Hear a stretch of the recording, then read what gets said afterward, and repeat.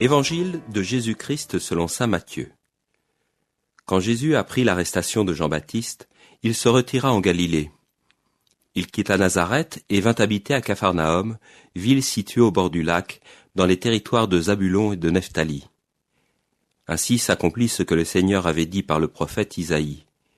Pays de Zabulon et pays de Nephtali, route de la mer et pays au-delà du Jourdain, Galilée, toi le carrefour des païens, le peuple qui habitait dans les ténèbres a vu paraître une grande lumière.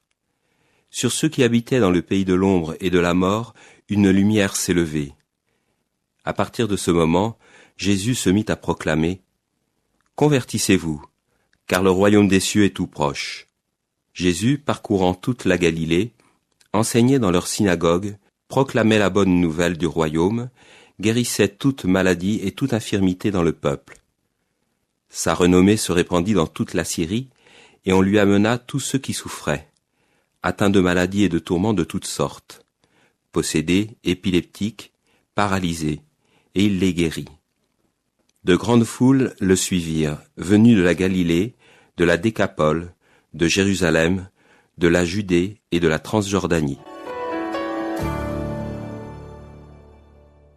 Galilée, pays de Nephtali et de Zabulon, Décapole, Jourdain, Jérusalem, Judée, Transjordanie. La toponymie de l'évangile du jour nous fait voyager. Que peut donc signifier pour nous cette suite de noms de lieux exotiques qui peuvent évoquer pour certains auditeurs des souvenirs émus de pèlerinage en Terre Sainte? De tous ces lieux viennent des malades de toutes sortes, possédés, épileptiques, paralysés. Saint Matthieu veut ainsi nous signifier que l'ombre et les ténèbres du mal et de la souffrance s'étendent sur toutes les terres sous le soleil. Les maux ne sont pas nécessairement les mêmes que l'on vive en Somalie ou dans les quartiers huppés de New York, mais au final, la condition humaine est toujours confrontée ultimement à cette vérité terrestre. Nous sommes faits pour la mort. Et c'est à cette humanité déjà enténébrée que le Verbe fait chair vient prêcher l'évangile de la lumière en l'appelant à la conversion.